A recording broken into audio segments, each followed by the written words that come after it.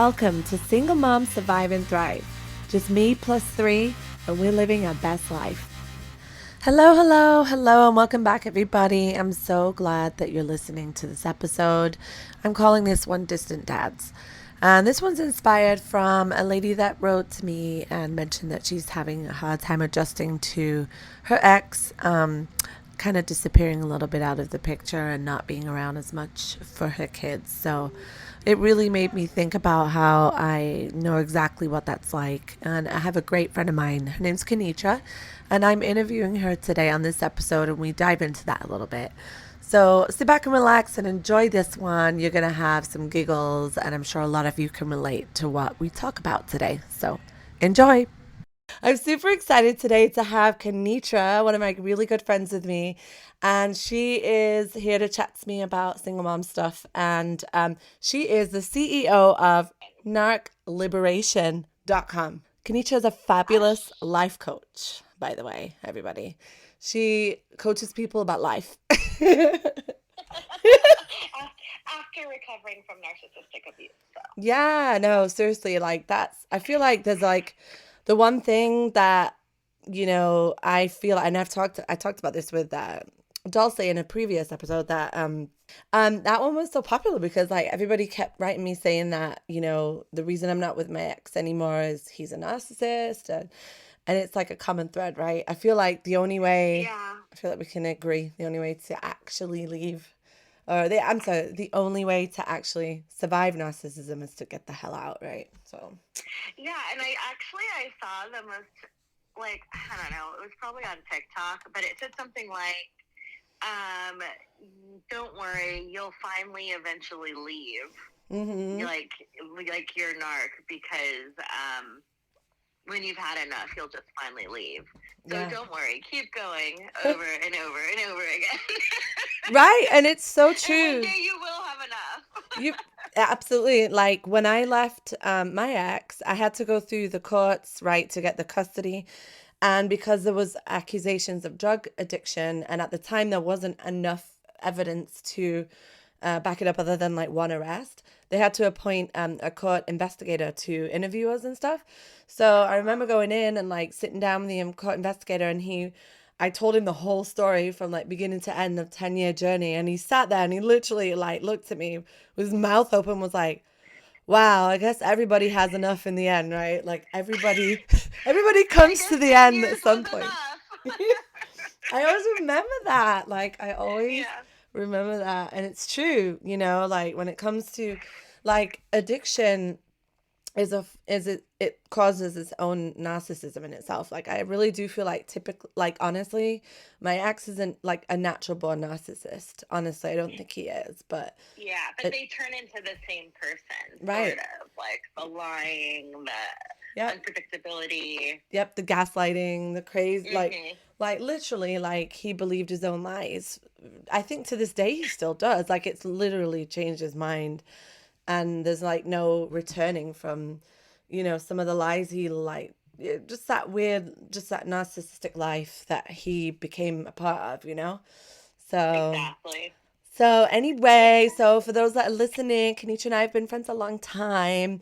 And one of the things that brings us together is that we're single mom friends. And, like the one unique thing that we deal with together that obviously you could speak to Kenitra is that we both have kids. You have one kid, right? Tell me. Yeah, just one. Mm-hmm. I have just one daughter. She turns actually 16 next week. Mm-hmm. Yep. And my oldest. So, and I think when I left my husband, I try not to even like think too much about those times. But I think when I left my husband, she was 8. Oh yeah. So same. When I left my ex, she was 8, my daughter, and she's almost 16 in October. So we pretty much had the same. I think you left your husband shortly after I just left mine when we met, right? Mm-hmm. That's when we became friends. Yes. Friend of a friend, anyway, at the time. But we've always had that unique situation in which like our exes have both sort of become like losers, in and out a little bit of our kids' lives. And like this episode I wanted to dedicate to like, I guess, deadbeat dads, right? Like whether they mean to or not, whether they're like deep down great dads or they have been at one time or not, or I should say distant dads, right? Like the ones that come in and out. I would even say that even though my ex is a narcissist, that I truly believe in my heart that he doesn't mean to be a bad dad. Right. Or a deadbeat dad. You know what I mean? No, same, honestly. Like, and I'll say this over and over. Like, I don't ever want to really make this podcast about slandering, exes, and I will always say the truth. Like, Matt, my ex-husband, like, he's a good man at heart, and he suffered for a long time with addiction, and he became a real jerk as a result and hurt a lot of people.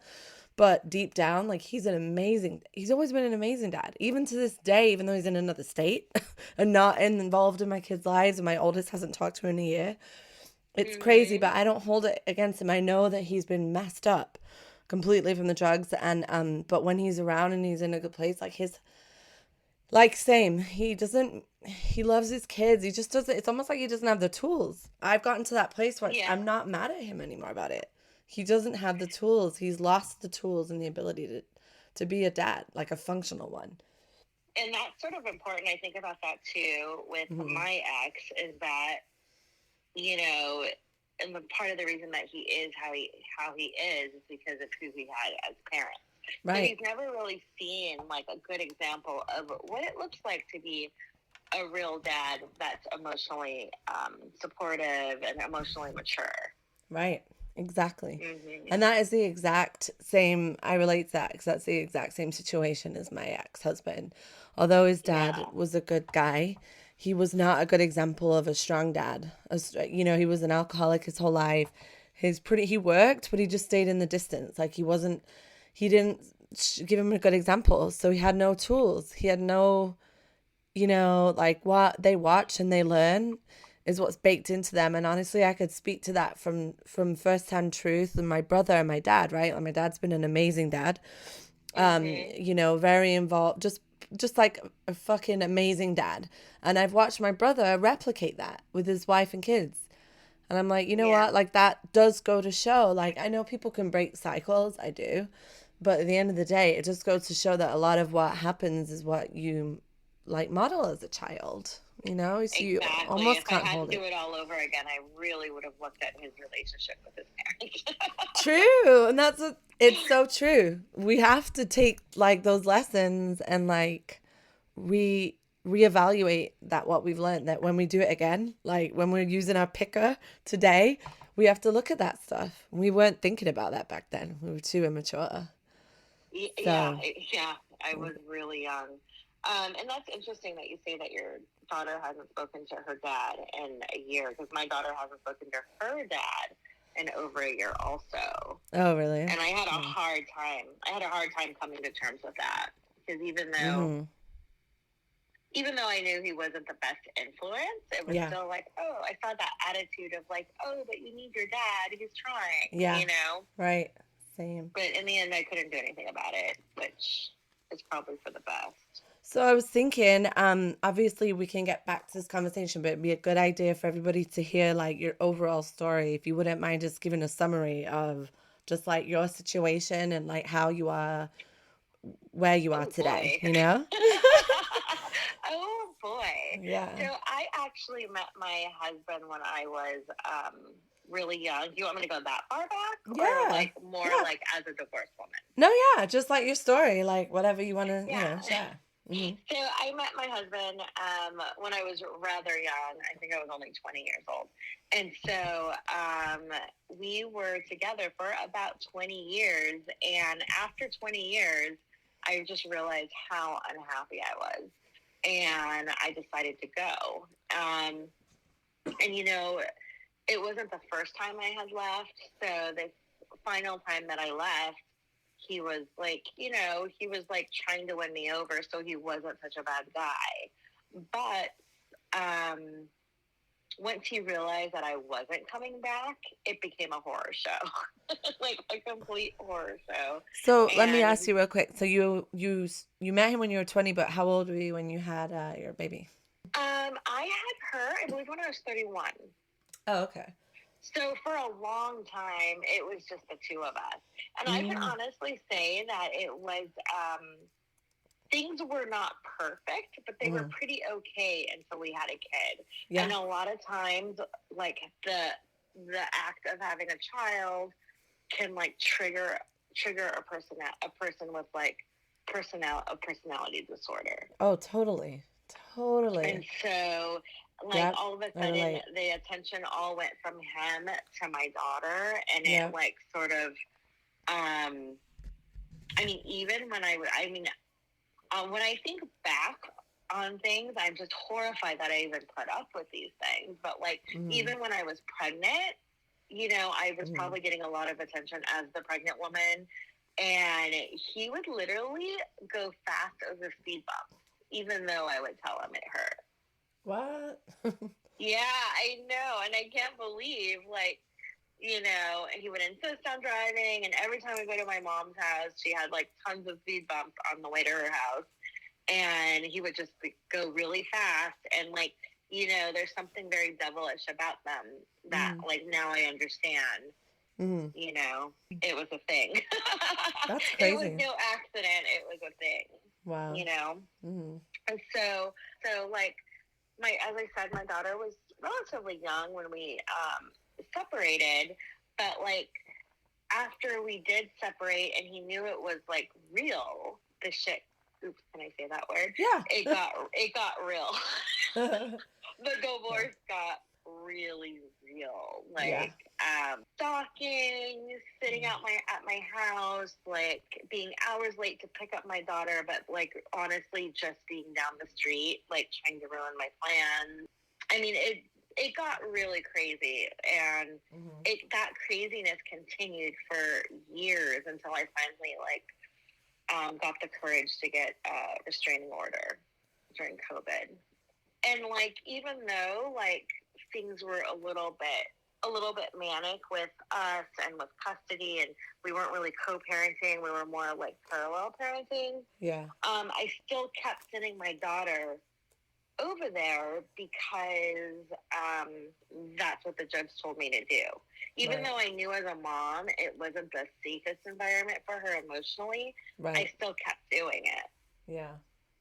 until COVID happened. And like when COVID happened, he, instead of like talking about a COVID plan for Uh-huh. keeping her safe, he just said she could just stay with me. And then when he was ready, like a few months later, when he was ready to like take her back, she decided she didn't want to go back, Yeah. and she hasn't seen him since. Wow. Wow. Yeah, And that was does he like, try to contact her anymore, or what's the situation with that? yeah. I mean, he tried to contact her. He, it all sounds crazy retrospectively, but Uh-huh. we had a pod family, and he would call the mother of the pod family, threatening her. What's a pod family? Um, a, I'm sorry, a pod family, like a COVID pod family. Like we only socialize with one other family. Oh, okay. I didn't know what that meant. So Okay. did I? Yeah, I don't know if I said it right the first time.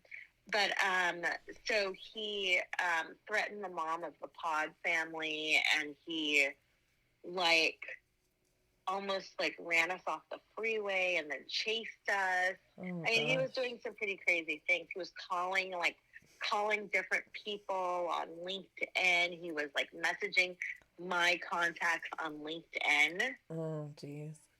It was bananas, but I was actually able to get a restraining order from him, and he's been pretty quiet since. That's good. I didn't Yeah, know it was that crazy. We kind of lost yeah, contact in during yeah. We COVID. lost contact, but I think like always he was like when I was out having a good time or with my friends, the Yeah. last thing I wanted to discuss was my crazy ex-husband. I get it. Yeah, I get it. I knew little bits and bats of it. I remember you'd share some of the emails he'd send and stuff. Remember, I would be like, dude, that rant is in the middle of the night rant is a drug rant. Like, he might be saying he Oh smokes weed yeah, only, you but would there's, tell me that. yes, I'm That's like, I so know true. those. And I'd be like, he doesn't do drugs. But then Yeah, again, when you divorce somebody like that, you never know what's you real and never what's know. not real. Right. Yeah, you never Yeah. know. It's like sometimes you feel like the whole thing's a facade. Like, Yeah, you never know. And that's the sad, scary part about, the crazy gaslighting and narcissism. Like, they could be on drugs or they could not. And you wouldn't know, even if you just have to use your special senses to just know that whatever it is, whether it's drugs or not, like, they're yeah. not mentally stable. And you And have this to. guy has done so much. I forgot about those 3 a.m. rants. That's just a small thing, huh? Yeah, I mean, so Wow, yeah, he's done so much. that's But crazy. And it's nice that a judge was finally listened to me, yeah, somewhat finally that, listened to me. well, and then you're still not divorced technically, right? No, we've had temporary orders like practically the whole time. Mm. Um, he, even though he's worked 6-figure jobs, he continues to only give like $230 for child support. Mm-hmm. Like it's been a quite an odyssey with him, Right. Yeah. And the thing is that there, the person who actually witnessed it all was my daughter. Yeah, that's tough. The person that witnessed it all, and sometimes I feel so bad that Yeah. she's seen what she's seen. Yeah. You know what I mean? Yeah. Even though I tried to protect her, when you are dealing with somebody that doesn't have all their wits about themselves, you can't really protect her. Like they're crazy stories, I honestly think though, like, and I think you and I could speak to this because we've been some years into this now, and I feel like there's some of the ladies that have reached out to me that had this podcast is like touched them is because they're new into this, and I love that because I want this podcast to speak to people that are new and hopeless and fearful and feeling like single mom life isn't going to be good. And it isn't good always. It's really hard. However, like, there's hope. Sometimes it was fun though. There's been fun times. But like the whole concept of this podcast is like it is survival at the beginning, but then you thrive and it's okay. Like, and one of the things we've learned through this journey, I think both you and I can identify is that our kids experience an extreme journey through it too. There's no hiding that from them, unfortunately. You can definitely do, we've, I think, both done a good job. I know for myself, it's like I've worked very hard at trying to protect them from a lot of shit, and they could have seen a lot worse. They could have been through a lot worse. Yeah, it could have been so much worse, Yep, right? right. And same with you. And unfortunately, the fact of the matter is, because we've walked away from very toxic marriages and very toxic people, they're still not going to not see some of it and experience some of that. It's going to impact them. And I feel like once we come to that place where we just accept that and understand that, like, what I've done, I'm sure you've done the same, is like I've talked my kids through it and like, look, this is our life, and what's going to benefit you the most through this journey in these painful situations is using it to benefit you and other people around you that have been through this as well. Like Nikki, my oldest, she's considering, I don't know if she will, but she's considering being like a social worker and helping kids, in like homes. Like, I don't know yet if she will. She's talking about being a dentist as well, so I don't know.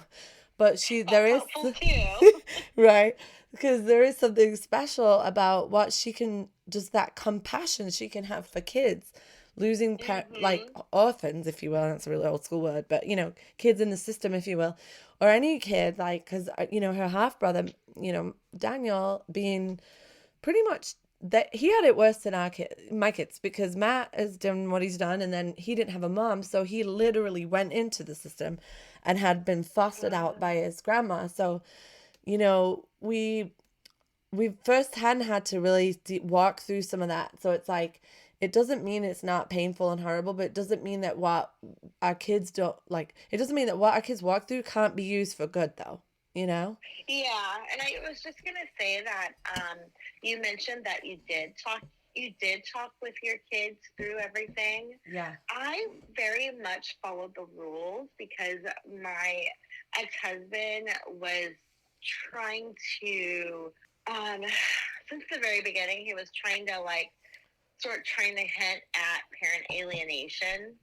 Yeah. So I tried really hard to follow the rules. Right. So I did the opposite. I actually didn't talk to my daughter. I get it. really about what was going on. And that's one of my Right. biggest regrets, is Got being it. afraid of the judicial system Yeah. and not talking to her and not getting her professional help from the very beginning. Yeah. You know? Yeah.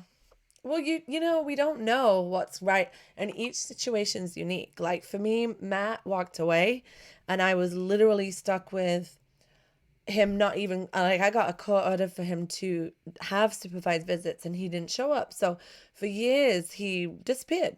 So really what my Yeah. kids were left with was a big fat question mark and an abandonment problem where suddenly he was a hands-on loving dad. The next minute he was a drug addict gone in the streets and completely abandoned his kids. So for me, I didn't have to deal with the same thing you did, which was like he was actively still wanting to be in their lives. The court orders still had him in, I'm sorry, her life, your daughter's life.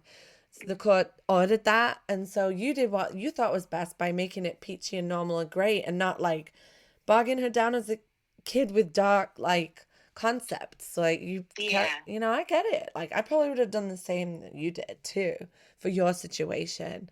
And we all do what we feel is right at the time. You know, Yeah. I had no other option but to kind of come up with, once they could conceptualize some things, like what was happening, you know, because like when they were like, are we going to run into dad at the grocery store? Like they were confused, like straight up, like, is he dead? But he's like, I had to, Oh my goodness. yeah, like when they were young, you know, it's like, it was really, my situation was like, what do I fucking tell them? You know, like as soon as Yeah. they could understand a little bit, I had to explain addiction from an early age, like what it is, a disease, and that he loves them anyway, and that like our, like we're not a victim, we're just, you know, we're all a victim to addiction, but like we're not going to use this and like stop functioning, you know what I mean? Like I don't know, I just had to deal with a different set of circumstances to you, you know. And I Yeah. wished I would have, yeah, I think I've told you, I fucking wished that Matt tried to be in their lives. I wished I dealt with a Yeah. dysfunctional fucker that was trying to be in their lives, because at least then they, in my head, they would have felt like their dad existed. Like when he didn't call on Father's Day or birthdays, like I don't know what to tell him, you know? And, you know, like in my head, I was like, at least if they see a fucked up dad fighting to be with them, then they'd feel loved still. But not Yeah. right. They'd feel like wanted. Yeah. But what I dealt with was the complete opposite. Like my dad's just literally abandoned us. He went from Yeah. being the most hands-on loving dad to disappearing and stopping all communication, and like how does anybody explain that?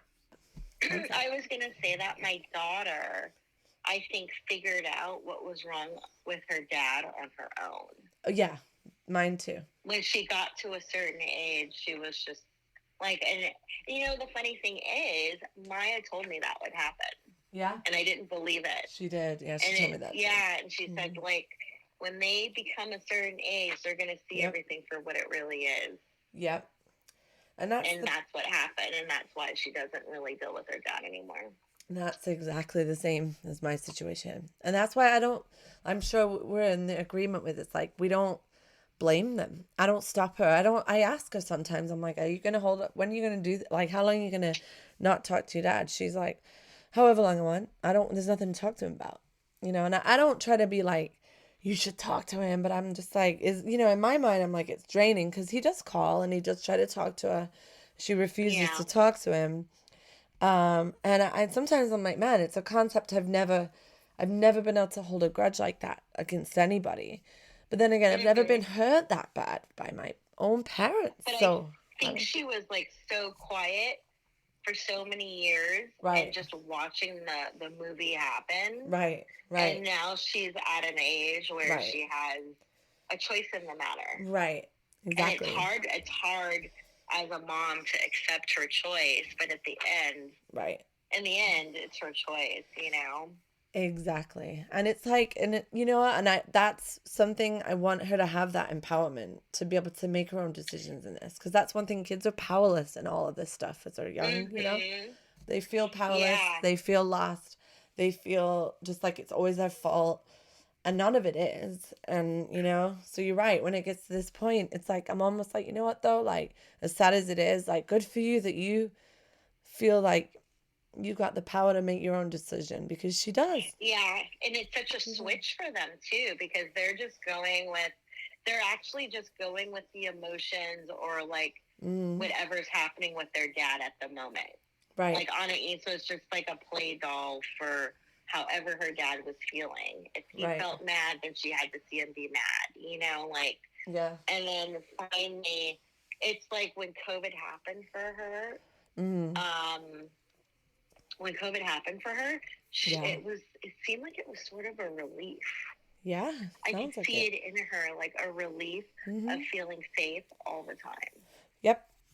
My kids have felt the same way. That one year that Matt was really sober and doing well, and they went to his house every weekend, there was a disruption in their souls almost, right? Like, even though he was doing well and they were embracing having him back around, they feel safer and at more peace just not dealing with that and being here with me.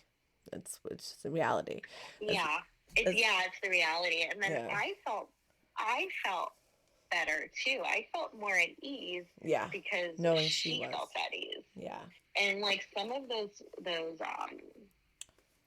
what do you call them? Trade-offs or whatever, like drop-offs were traumatic.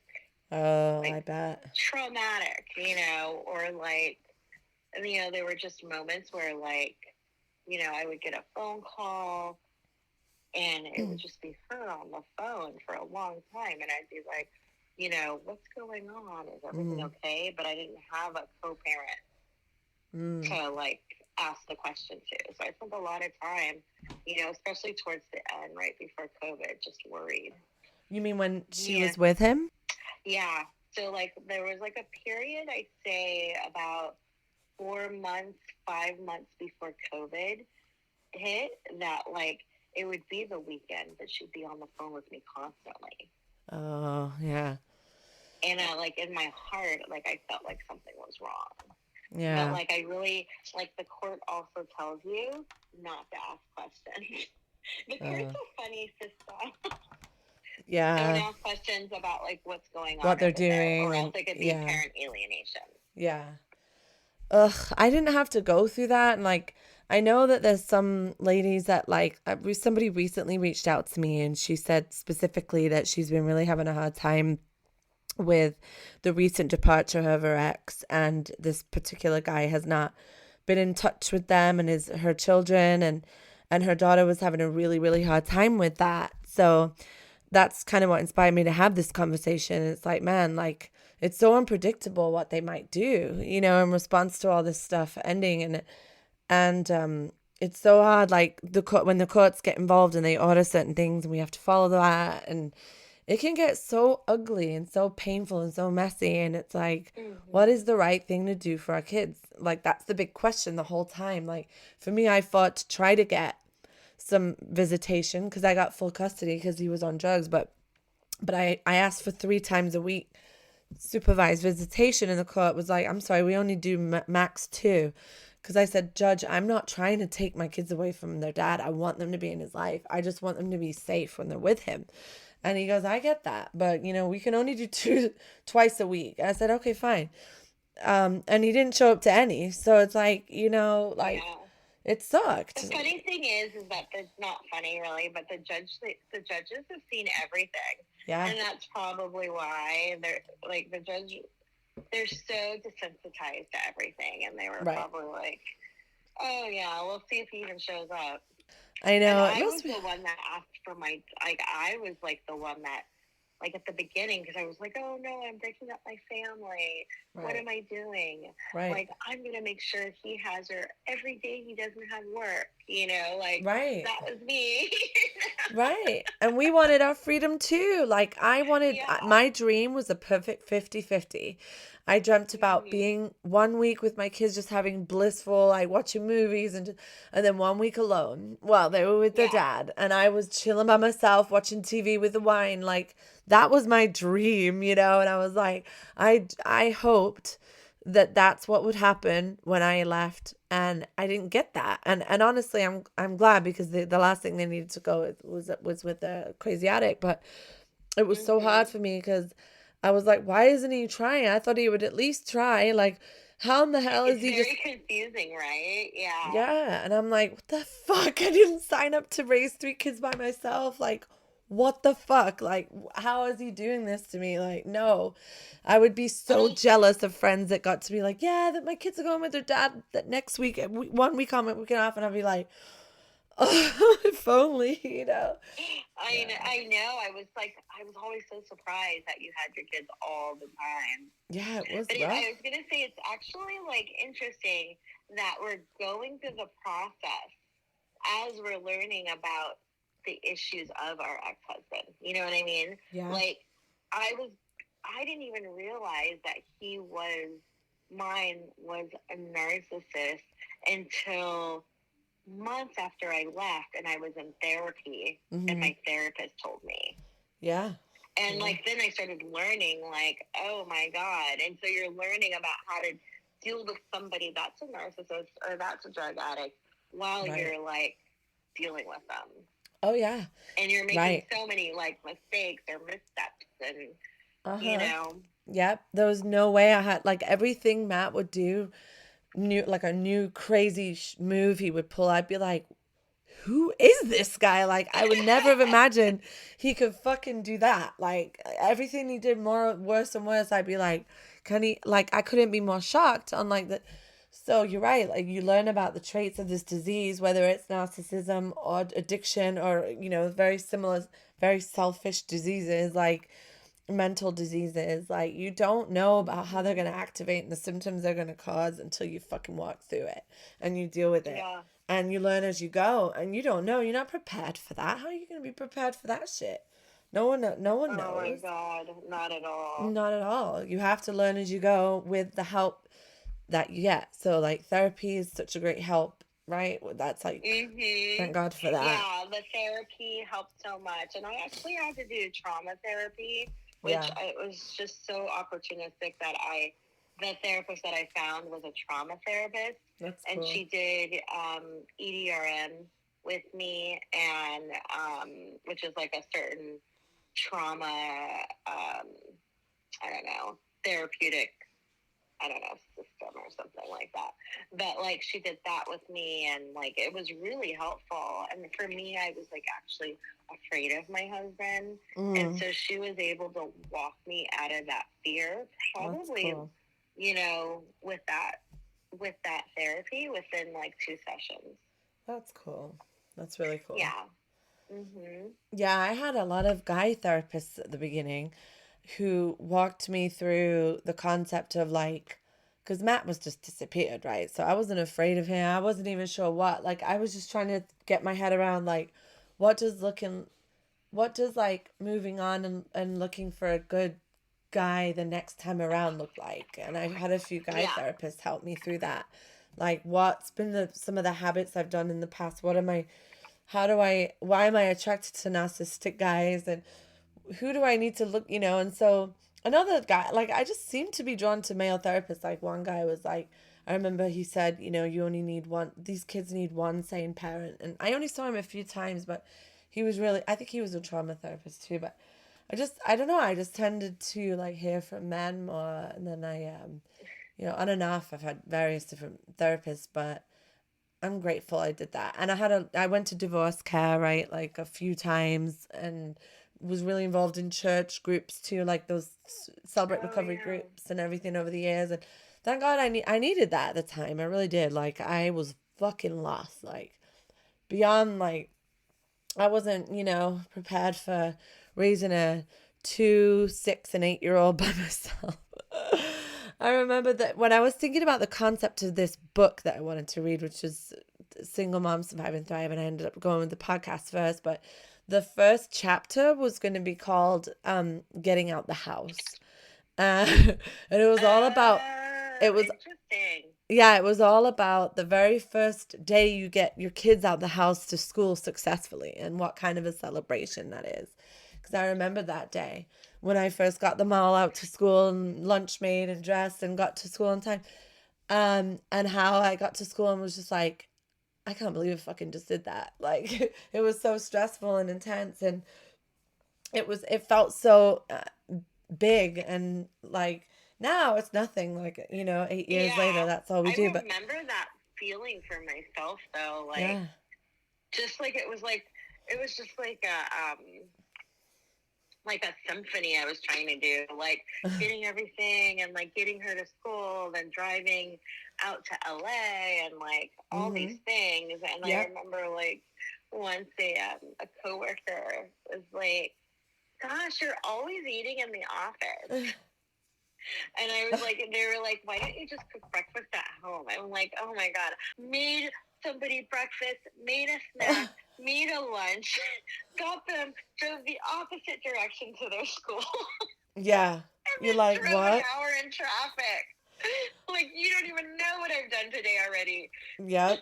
It's true. I know. It's like those are milestones and we get through that, It's like a huge Mm-hmm. milestone.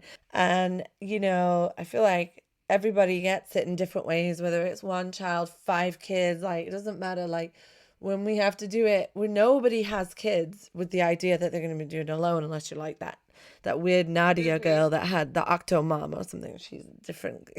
Remember how she like The Octo Mom. purposefully like had 8 kids for no reason. I don't know. Except for Oh her, my God. nobody's But I remember. also think it's like, what I found to be so important? Like, I'm writing a book too, right? My book's like a memoir. And Yeah, so, like, there's a part of my book that just talks about the friendships that I developed yeah, as a single woman. And hmm, they were completely different than the friendships I had when I was married. yeah, And, I needed yeah, this group of women to understand me and what I was going through and the hassles I was going through, like, yeah, and not be like, "I don't understand why you can't hang out on a Wednesday." I'm like, right, dude, I'd have to get a babysitter. I'd have to like, yeah, like, so like just the group of women that like were single moms too, that really yeah, got it and that like yeah, were sympathetic to my situation really helped me too.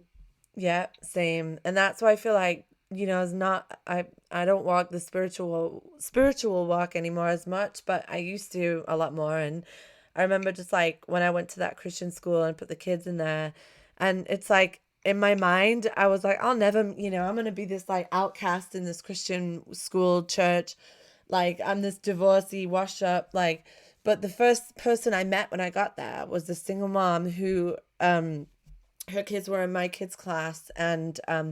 her ex-husband, who she was separating with, was a drug addict too, a heroin addict. Like we would, she was a Oh little, my God. Yeah. yeah, she was a little crazy, but at the same time, she was You see so, why though. yeah, right. She was so supportive, and I couldn't. I was like, that was a God's gift moment for me to have met Mm-hmm. her right at the beginning. She used to take me every week for dinner and babysit the kids for me, and like just be moral support for me. And it was like, fuck, I didn't know how much I needed that help from another single mom that totally got my situation, that came alongside me as like a big sister, 'cause she was a few years older than me too. So literally, she was like a big sister. And she really, I know that was God being like, here you go, like plunk, like here's the Yeah. person you need, You need some sort of guide to help you through Yeah. this. Yeah, Yeah. I had two really good friends like right away. I had a friend already. It's so funny. I had a friend beforehand that was married to a narcissist. So Hmm. and this is before I knew Oscar was a narcissist. And of course, she never said her husband was a narcissist. But I'd always be like, oh my God, it sounds so awful. Yeah. Like, oh, when I get a divorce, it's not going to be anything like that. Like, we're totally going to, like, be 50-50. And like, I know how rude that was. I can now look back and be like, oh, wow. We were so, we were so, like, not enlightened back then. But, like, so I had her, and the whole time she was able, like, oh yeah, this is what they do. Next, he's gonna do this. I'm like, cuckoo. Next, this is what he would do. And then I also had another school mom friend who was divorced, and like, who would like go out with me, and like her, like, she didn't have her kid on Thursday nights either, so we'd like, you know, Hmm. paint the town red on Thursday nights. So it was like, those moms like really Yeah. like help you Yep. figure out who you're going to be as a single mom. Yep. I totally agree. And that's why I feel like we both can agree. That's how we became friends. Is was Maya was like very instrumental with me in that, and that she was, Oh, right there when I left my ex-husband and when I dumped him over the phone when I caught, she was sitting right with me. And so she really walked alongside me with that from the beginning, and she was so instrumental in like my just guiding and like that big sister. I've been there and I've done that. His, like she was so yeah. great about just. Even like I was like when I left my husband, like I used to Mm, do this, like go out with my girlfriends once a week, but I couldn't 'cause I didn't have any a uh-huh. babysitter. And she offered her daughter. It was like That's my right. first babysitter that allowed me to like hang out with friends again. That's right. Yeah, I mean, same. that's a big deal. Right. I know. That's like that was the one way I was able to go see Ryan and stuff, is because her daughter was able to come stay with my kids for a weekend, and I trusted her enough. Like she, like Exactly. it's such a gift when friends like that come along, that at a time when you just don't know how lost you kind of are at the time. And then now it's like fast forward, it's been like, gosh, in October, it's October 1st, 8 years. That's when I left my ex-husband, October 1st, 2014. So I'm Oh literally a month away. wow, we were really close in Yeah, time periods. yeah.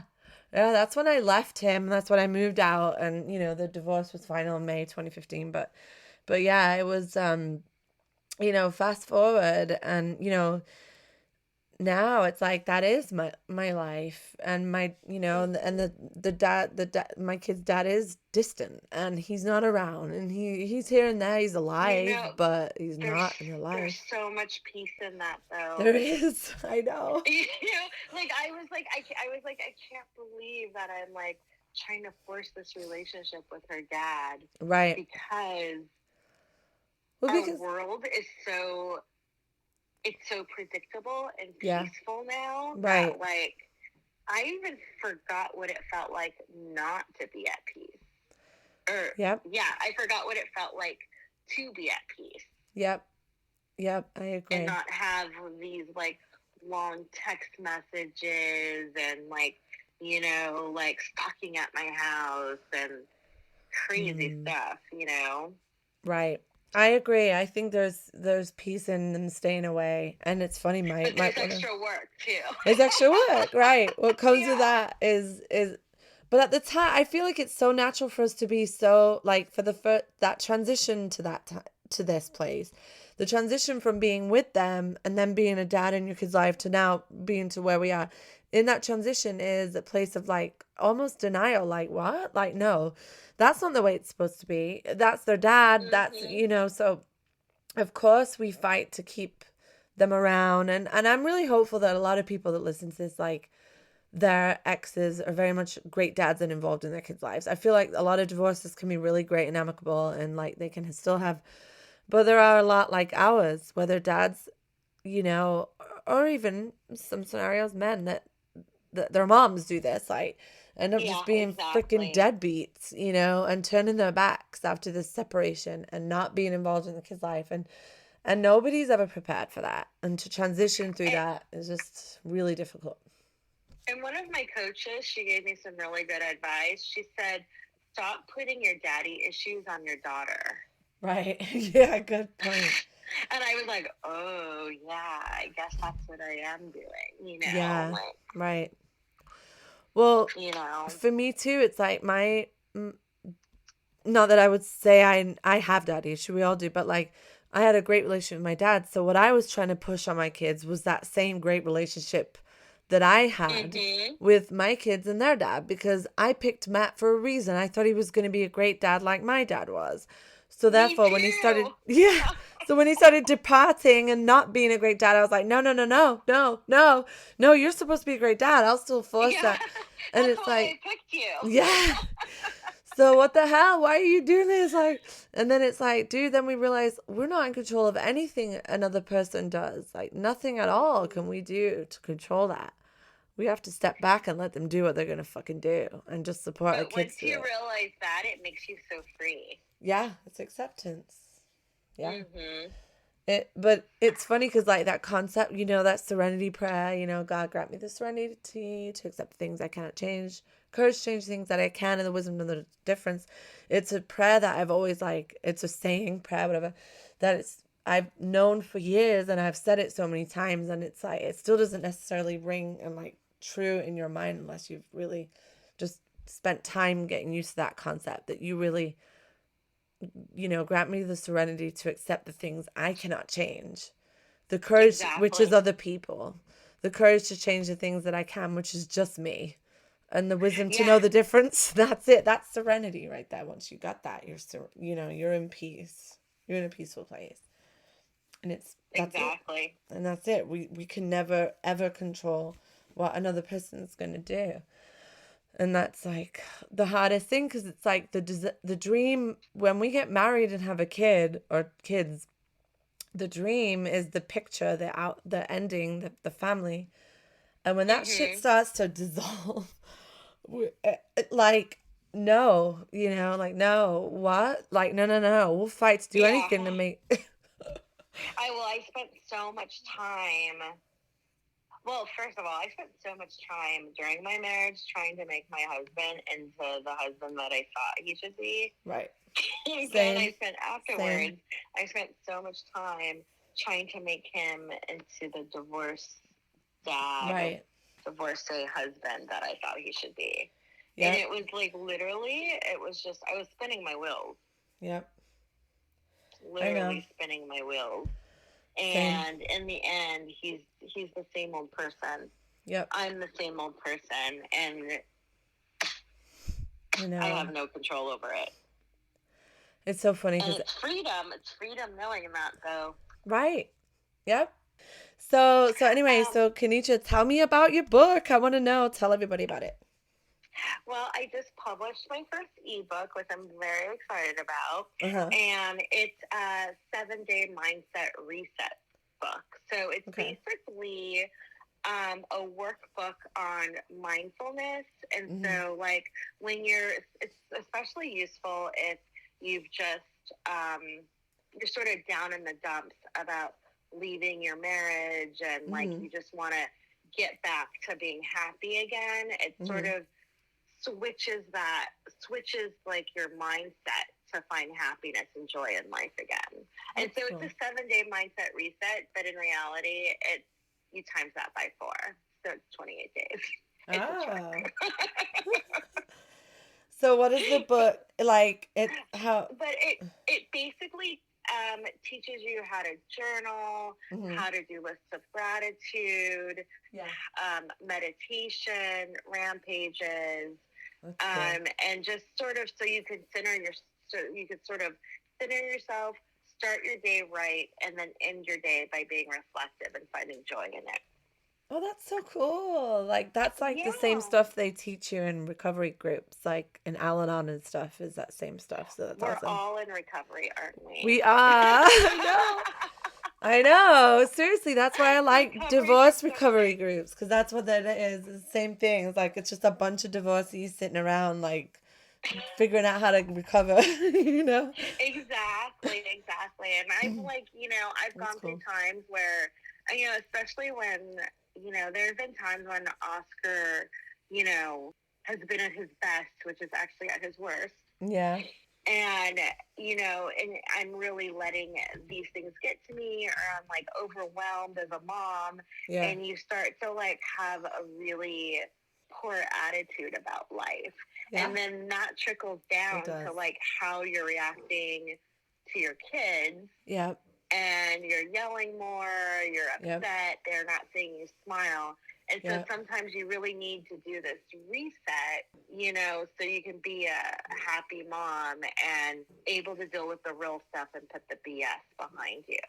I think that's so cool. And you're right. It's so important for our kids that we keep the right mental state to be able to manage our Mm-hmm. households and to help be that support because we are always going to be their biggest support, through any Mm-hmm. situation, but especially through their dads being distant or assholes or not around or their moms if your And that's dad a is. lot of stress too. That's It a lot of is. stress It's being such a the lot. perfect parent because they only have One of them. Sort of sometimes one parent. Yeah, it I didn't totally want to say is. that, but like, yeah.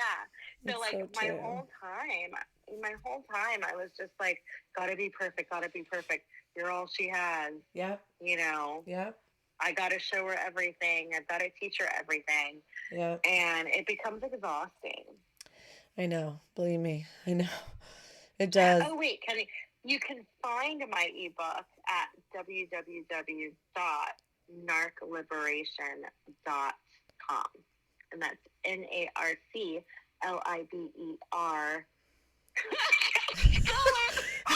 Liberation. Okay. NARCLIBERAT. Wait. Liberation. I don't know how to spell liberation. Narc Liberation. NARC Liberation.com.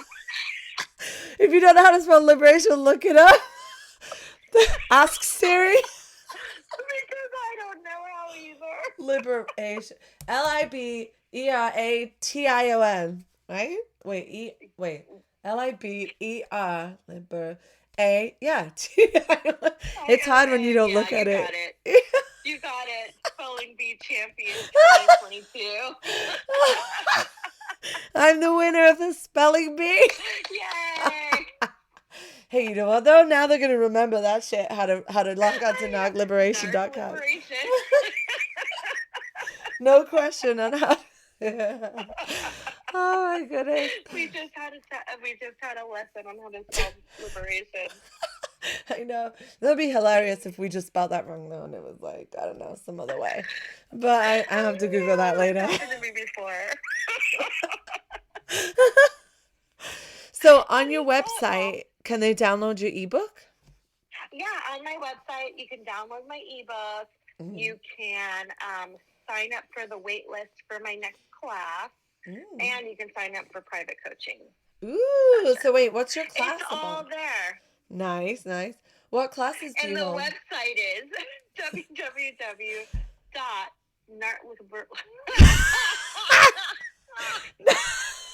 www.narcliberation.com.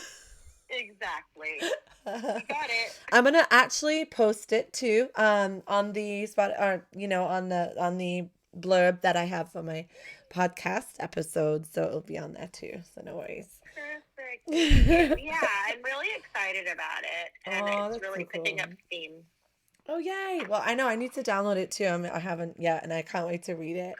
It's gonna change your life. Oh yay! Get ready. Okay, good. You know what though? Like, good for you, dude. I'm so happy that like you've used your experience. Like I was saying earlier, I've told the girls this my whole life. Like, and I'm doing this podcast. It's like we've used our experiences to flip this around, share it with people in some form, what we've learned, how we've walked through it. And it's, I've had a few ladies message me and been like, your podcast is really helping me. And I'm like, oh my God, that's what I've been hoping for. Like, not that I'm a counselor, but just that me sharing my experience and talking to other ladies about theirs, like, just that alone helps people, And so I'm blessed that I can do that. If you could just help one person, you've done a lot, Exactly. Oh, well, I love you a lot, and I'm so happy for you that you've been doing this, and I can't wait to continue this journey with you. So this has been a lot of fun. I know. Okay, well, thanks for coming on my episode, and single mom survive and thrive. That's what. Yeah, I'm thriving. We're thriving.